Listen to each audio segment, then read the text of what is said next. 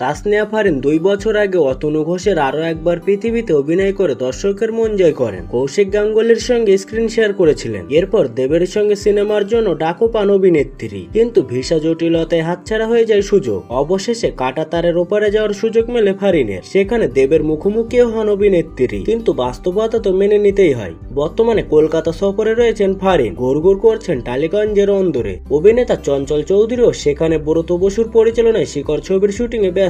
সেখানে দেখাও হয় তাদের। কোয়েল মল্লিকের বিশেষ সাড়া পেয়ে তার সিনেমা স্বার্থপর দেখলেন বাংলাদেশের 2 তারকা। এরই মধ্যে রবিবার 26শে অক্টোবর ভারতীয় গণমাধ্যমের মুখোমুখি হয়েছিলেন তাসনিয়া ফারিন। এক দীর্ঘ সাক্ষাৎকারে টালিগঞ্জ সফর, বড় পদে অভিষেক, দেশের বিনোদন অঙ্গনের অবস্থা নিয়ে বিস্তর কথা বলেন অভিনেত্রী। তবে এই সাক্ষাৎকারে বাংলাদেশের রাজনৈতিক বিষয় নিয়ে একাধিক প্রশ্ন ছোড়া হয় তাকে। তাসনিয়ার স্পষ্ট জবাব, তিনি রাজনীতি মনস্ক নন। শিল্পী হিসেবে এসব বিষয়ে কথা না বলাই শ্রেয় মনে করেন। কলকাতাকে ভালোবাসেন তাসনিয়া ফারিন। বাঙালির পূজা পার্বণের সময়টাতে কলকাতা সফরে তাকে আরো আনন্দিত করেছে।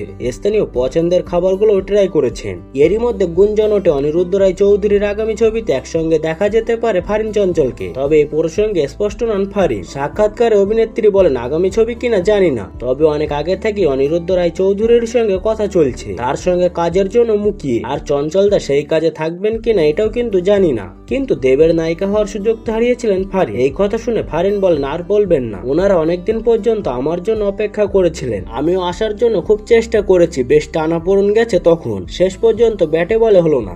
2 বাংলার চলচ্চিত্র অঙ্গনের পার্থক্য নিয়েও কথা বলেন ফারিন। তার কথায় কাজের ধরনের পার্থক্য রয়েছে। এখানকার কাজ অনেক বেশি সুসংগঠিত, পেশাদার, তবে ওখানকার তুলনায় খুব বেশি আলাদা না। এখন ওখানে বাজেটে পরিবর্তন এসেছে, বড় বাজেটের কাজ হচ্ছে, প্রযোজনাতেও পেশাদারিত্ব এসেছে। আবার একই ভাষা 2 দেশের পরিবেশে আমরা দেখতেও এক, পার্থক্য কই।